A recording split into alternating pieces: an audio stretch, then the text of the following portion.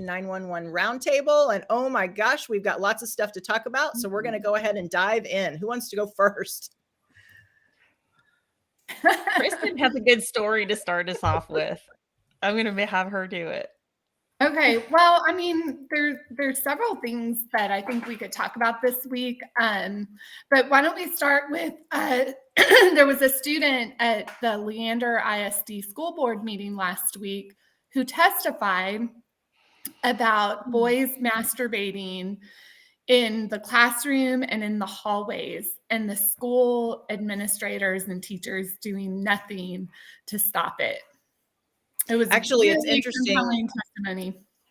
Incredible that a student, thank goodness she's brave enough to do that, because we need to hear those things are happening. And my guess is, if you're going to show up at the school board meeting, you've tried to accomplish this elsewhere and nobody's listening. And I'll tell you, there's another school district, I won't name it because there's some stuff going on that, but anyway, they, in that situation, they're in band class, the teachers have been absent and the boys have been watching porn.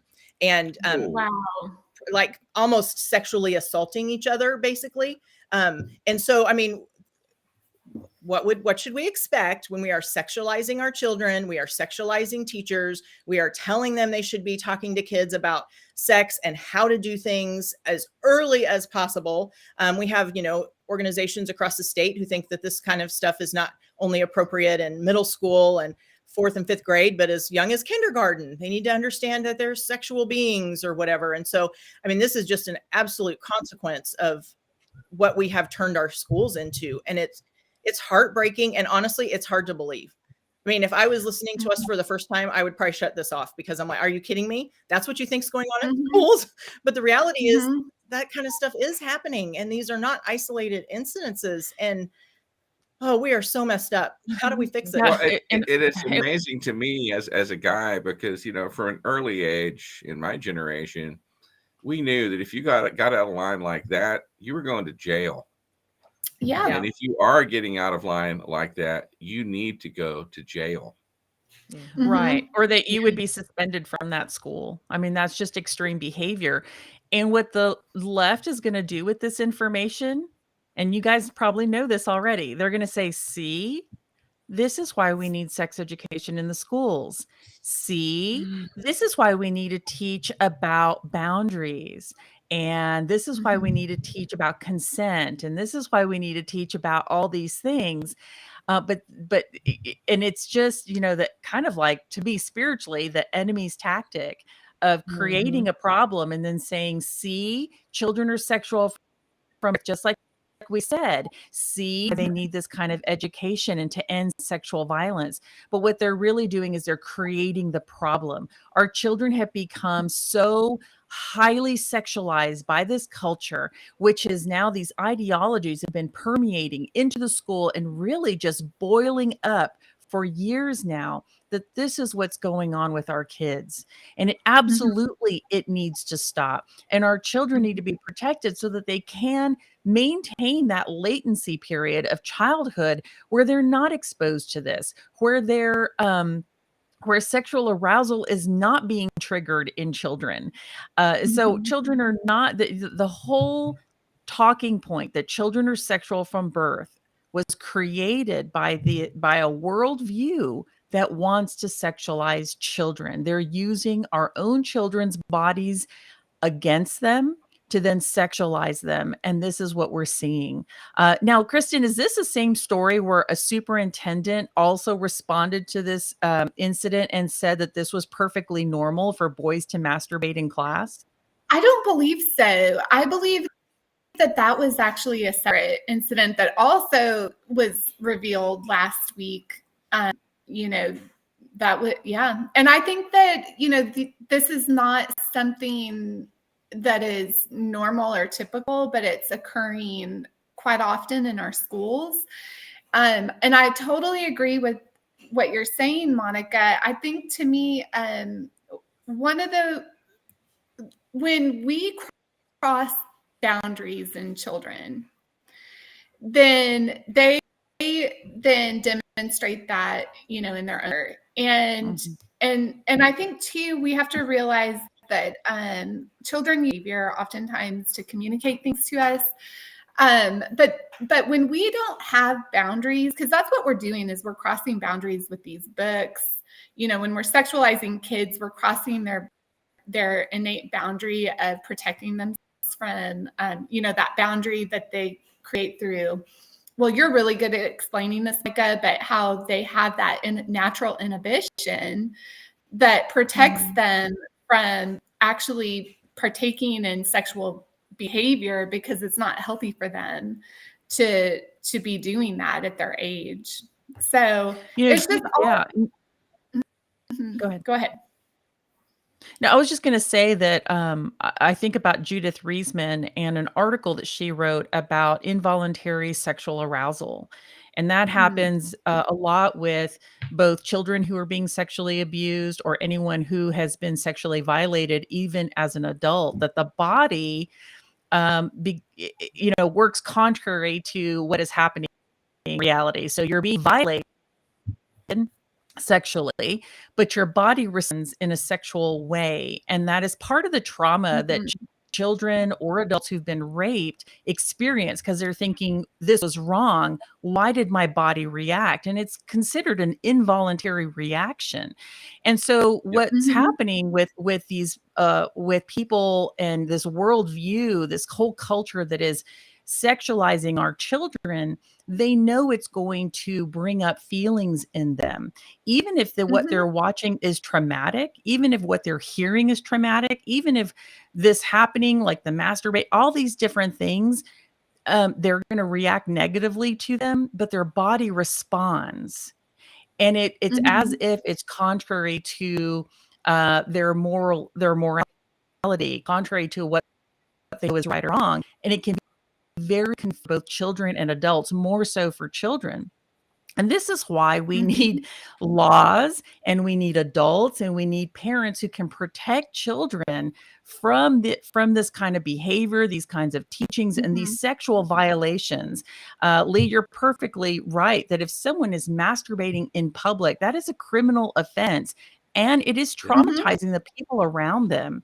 And if it's a child that's doing that, then that child needs psychological help and spiritual help and help from their parents. Now, is this happening in some school districts? I believe that it is. Obviously, we're seeing it here. And I think it's a time where, whether people like it or not, it's a time that we need to recognize that we need parent leadership. And in my, as y'all know, as a Christian, we need to bring the word of God back into our families and in our communities. That for me, that's always going to be the solution. I know it could be different for the three of you, maybe, but this is just we're going beyond the bounds of what is normal and what is healthy, and we're calling it good, and we're saying, put more money, put more government money, put more government programs, bring more nonprofits into the school to talk about sex. And that's which is the exact opposite of what we need to be doing. And I'm just thinking, okay, so I feel like I've been really involved in my kid's life, and I've had to get overly involved if you compare it to what the average parent is doing. And probably all of us would agree, it takes some very purposeful effort to parent now. Not that it didn't take that before, but people around thinking of my grandparents as we're having this conversation, thinking, oh my gosh, they are like blushing in heaven and hiding their eyes and closing their ears. Are like, I cannot believe my granddaughter is on a live screen talking about masturbation in public schools. I mean, it is so messed up. And I'm just thinking, okay, so the average parent who maybe hasn't been involved in their kid's life as much as they wish they could. Maybe they're working 2 jobs, or maybe they're a single parent. I mean, who knows? There are lots of different things that could be going on that have caused us to step away and say, state, I trust you. State, I'm dropping my kid off, and I am expecting this to be a safe environment for them. And what has happened is certain entities have infiltrated our schools and made our schools unsafe, not just from a shooter or those types of violent things that we think of, but think about this act in a classroom, and that it in itself, like Monica said, is a crime, or like Lee said, we as parents, we have to take the reins. If we are not currently holding the reins when it comes to directing everything related to our children, we need to take them back. And if for some reason you don't know how to do that, like maybe you're a parent that was raised to think, gosh, I was supposed to be a friend to my kid and I'm not really supposed to parent them. I know a lot of people in my generation, that's really what the approach they have taken to parenting.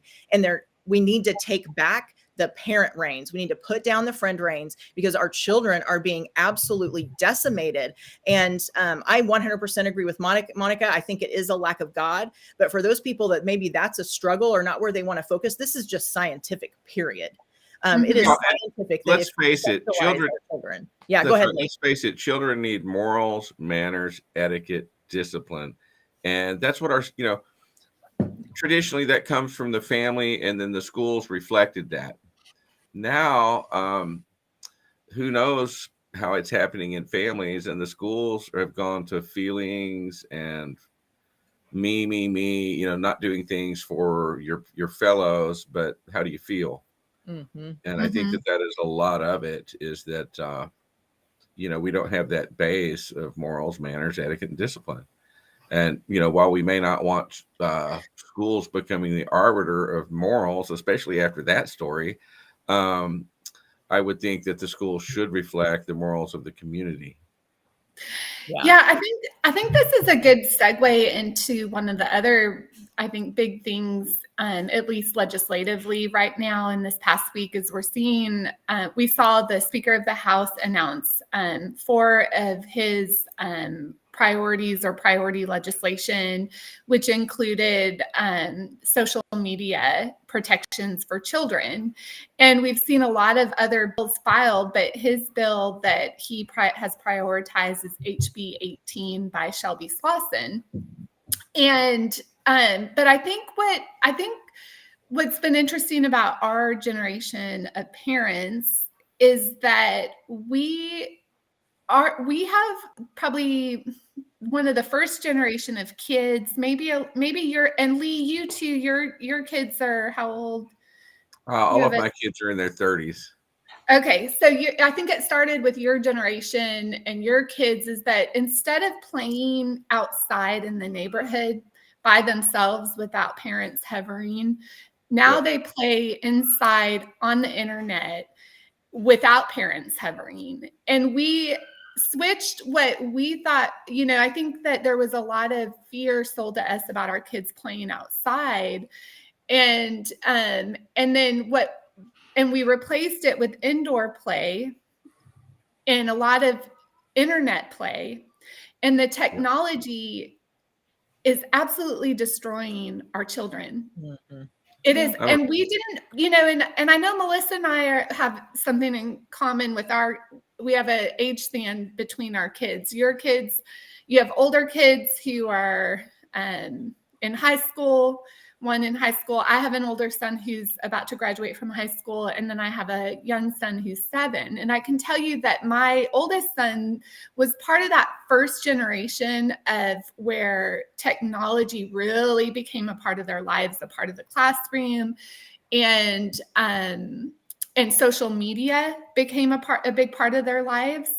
And what we know now in that 10-year gap between my oldest son and my youngest son is information that all parents should take and respond to, and keep your kids off the internet and off social media, because it is addictive and it's a dangerous space for them, and it's being used to bully, but it's, again, very addictive, and it's doing things to the our brains we have that neuroplasticity to our brains. It's literally changing our brains. And so I'm really glad to see the Texas legislature address this, and we need to get it out of our schools. We do. And, since I do have a 5-year-old, I just want to any parents that are watching that have young kids, and maybe your kids, you've allowed them to be on the devices too much. I'm one of those parents, and I had to pull that back. And I'll tell you, the first time I tried to do that, nonstop fit all the time because of that addiction that you are talking about. But I asserted my parental rights. I didn't allow, that to get him his device back. And I had to really dig in, and I had to hold myself accountable because it was too easy to just, well, right now, just go ahead and get on the device. And I'm still working on that. It's still something that I have not 100% cut off. And just, again, hearing Christin today and just reinforcing that I'm being too permissive, and we have to help each other, and we have to stand up. And one thing I was going to mention earlier is, if you do feel like you need help reasserting those parental rights, Monica Cline is the person you want to reach out to. It takes a family, and she will help you. She has access to resources, and, we have to step up and help each other, and we have to figure out how to take back the parenting role of our generation, because we've abdicated it to the state. Well, and I want to go back to what Lee mentioned earlier, and someone, I think it was Summer Broom here on social media, who said repeated what Lee said: morals, manners, etiquette, and discipline. Nailed it. And that is, you can't learn that on social media. You can't learn that being on technology all day. You don't learn that by watching a cartoon, even if it is Dora the Explorer. I don't know if that is even a show anymore, or if she hasn't gone woke. You can't learn that on a screen. You learn that with human interaction. And you learn it also not just by teaching it, but being corrected in relationship with other people. So you do something that is bad manners, you're corrected. That won't happen if you're on a screen. And it has to happen with human connection. And I do believe that not only is the social media itself bombarding our children with things that are not healthy, but the fact that they don't have human relationships, communication, or interaction is another reason why I believe that we have these skyrocketing rates of depression and suicidal ideation, because they do not have human relationship. Whether they're children, teenagers, young adults, the lack of true communication face-to-face is dying. And we need to resurrect that, because that is what we need as humans. Artificial intelligence, the future of AI, is going to destroy humanity. As interesting as it is, as curious as we may be to see technology do some amazing things, there is nothing healthier or more amazing than hearts and minds, human hearts and minds coming together, face to face, interacting and working together. And so parents, that's one of the things that I just want to emphasize is, remember that your children don't need technology. When you think about what your children need, they need their family, they need protection, they need love, they need shelter, they need food, they need air to breathe, and they need humanity. They need interaction with one another. Technology is not a need. It's an extra. And so that's one of the things. And Melissa, we did the same thing with our son. We bought an Xbox. This is years ago, but he's now 23. And we bought it really for the DVD player, because no one was really selling DVD players anymore back then. And then we thought, well, maybe we'll let him play a video game. Well, he couldn't stop thinking about the video games before he even had a chance to even play it. That we could see there was this addiction to it, that we just said no video games whatsoever, because we knew it wasn't a need. It just it wasn't something he needed. It wasn't something that was going to hurt him by not having it. Lee, you're reacting to that. Yeah. So and parents need to remember that some of the content that their children are being exposed to is being forwarded by paid influencers. Somebody who looks like you, has a great story, and it turns out he's being sponsored by somebody. You got to pay attention. Is it live or is it Memorex? Also, there's just so much to back up what you're saying. The CDC put out a report about, how kids did during lockdown, and the kids who maintained social connections had less depression, et cetera, et cetera. And then getting out from it behind a screen and actually playing and exercising. Well, there's an article out from yesterday in Neuroscience News about how exercise is more effective than medications. And it went on to say even therapy in depression and things like that. So why don't we do the normal and the simple rather than trying to reinvent the wheel and reinvent Because it morals? doesn't make money. Well, and that's something we need to keep in mind, because so far in watching the finance hearings, I haven't seen any big push for, a couple of $100 million for coaches to Right. improve our kids' well-being. Yeah. Mhm. And that would be money much better spent than millions of dollars towards anything else other than actual classroom activity. Because, I think about, we used to move around when we were at school, even in the classrooms where we didn't have computers and we were just sitting at the desk and we were doing English.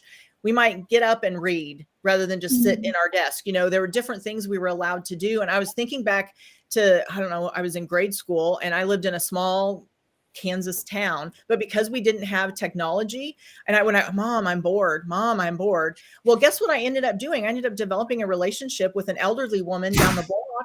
And I would go over and have cookies and juice with her or something like that because I was bored. But it ended up being like this incredible relationship. And our kids aren't getting those kinds of things. They're not having to figure out what to do when I'm bored. And they're not having to, oh, well, maybe I should do something for somebody else because I've already done all the things for me. Right. In our house, bored was a code word for, there's some work you should be doing, son. Right. Right. Yeah, I think we said it in a previous podcast where I said, boredom is really what helps us to be inventive and to be creative. It's you're welcome if you're bored. Now go find something interesting to do or learn to ride a bike, and as Ibri got older, my son got older, I remember one day he complained about how his friends were so boring because they were all sitting at home on a video game talking to each other through the video game. And Ibri, since we removed that from his life, we taught him how to ride a motorcycle. And he did motocross, not professionally. I'm not saying he was great at it, but he enjoyed it. And so he was out on his motorbike. We built a soapbox derby car. So we had to become inventive, and do that and experiment with that. Had some crashes, but it was fun. He learned how to longboard. Now, all of these activities may sound high risk to some parents, and they're like, I don't want to do that.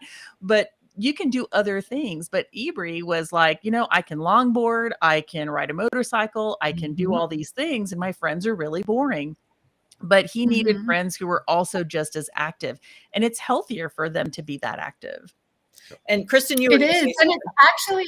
Oh, thank you. Yeah, it's healthy for them to take risks too. So, Monica, when you talk about risky, some parents would say that, well, this is risky. Well, there's a lot of research on appropriate risk taking for kids and how that develops them. And so, climbing trees, there's a certain risk. They're able, when you allow kids the opportunity to partake in these so-called kind of risky behaviors like climbing a tree, riding a bike, things where they may fall and get hurt. Those are things that allow them to develop all these social emotional skills that they need, that when they develop, it makes them more successful adults. Get them to learn emotional control. And so we have replaced that with passive activities that are addictive, that are antisocial. And I love that you bring up the video games because that's sort of where it started, I think. And, I think as a generation of parents, we absolutely need, as professionals, as people who work in policy, we need to get it out of our schools. We need to do whatever we can at the local issue, at the state level. But I think as a generation of parents, we need to start assessing maybe our own relationship with technology and with social media and what we're modeling. I know I need to do it and put limits on it because we're all addicted to it as well. And then our kids watch us, and really what we say is a lot less important than what we do and model for them. But if we can't handle it as adults, then how are kids able to handle it? Well, they can't. And so anyway, it's just so interesting though. I love having these conversations with y'all because, something new comes up into the conversation. So like that risk behavior that's appropriate for children. it's actually I just want to reiterate, it's so important for kids to be able to take risks. And they need to be able to fail. We've basically made it, the whole, we always frustrated with the whole, okay, soccer time for young kids. Everybody gets a trophy. No, everybody should not get a trophy because that says we all are awesome at soccer. And so how are we supposed to know who is a really great soccer player and who might be great at something else? God gave us all different gifts, and we can't, if we're always giving out participation trophies, our children aren't figuring out what they're good at. I mean, God love my 16-year-old kid, but he's, to him, an 89 is, Mom, I almost got an A. And in my mind, I'm like, oh, it was almost an A, couldn't you just, for the longest time, they've been giving honor roll awards to A and B recipients. Well, so what did that teach my kid? That taught my kid that 80% is good enough or whatever that, and I'm going to get recognized the same as the person who got a 98. And we've convinced ourselves that that's a good thing. And all it does is make our kids have less confidence because they don't know what they're good at. It is good to fail because then we figure out where to pivot to. And we have so messed up. There's so much done. Yeah, being told that you did great when you failed, what message does that send? Well, and I think that there's also, I don't know if the right word is humbling, but I think it's really healthy to know, hey, I'm really good at volleyball, but I'm not going to get a scholarship to play volleyball. But I'm really good at public speaking, and I'm going to have a career in public speaking. You know what I mean? Like, it's okay. It's okay to enjoy volleyball, be pretty good at it, but it's okay. I can accept the fact that I'm not the best. And so there's something healthy about that. And I wanted to ask Lee, when Christin was talking about the video games, it just occurred to me that I've met several parents who are just so proud of their children who excel at playing a video game and how good they are and that they're competing at these video games. And then it just made me realize in our conversations that video games are actually, and Lee, you might know a study about this with addiction, but the video games are actually set up so that you can kind of get used to it or get good at it, which is what makes it so addictive, which means that you will buy it more, spend more time on it and buy more. And so it's not really a sense of achievement to be good at a video game. And if we're limiting our children's confidence and saying that they've built a skill by playing a video game, then we're really hurting our kids.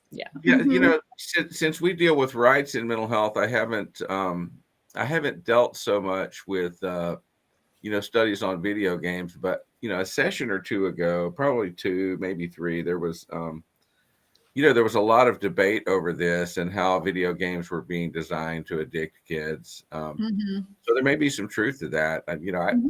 Now that I've seen some of the articles on social media being used to indoctrinate, now I'm starting to go, well, gosh, I wonder how much product placement or values manipulation is going on in video games as well.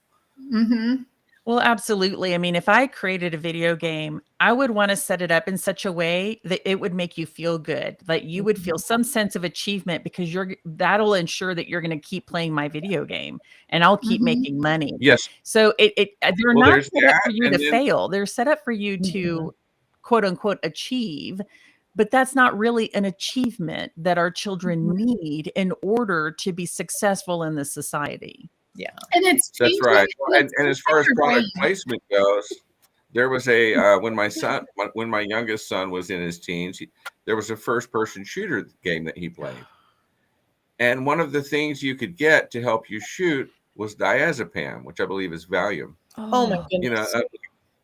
So why would you? Okay, great. It's going to steady you down. What a horrible thing to implant in a video game. Exactly. Well, and I know we're going to have to go. I just want to say one more thing, that some of the worst books that we find in our school libraries also, they have placement of social media and different apps that they encourage kids to go to. And I mean apps like Grindr. Right. Or, So there's a book called Trans Plus that I think takes kids to like 75 different apps that are not safe for kids. And so all of that is coming out in this Texas legislative session because we're all, we're working on that legislatively. But it's just, I think one more thing to, schools should not be promoting anything that is harmful to children, period. Yeah, that's exactly right. Well, we do need to go. Thank you guys so much. This was an awesome conversation. Who imagined this is where we'd end up today? But have a great week. We'll see you guys back next Monday. Bye. Bye. Bye.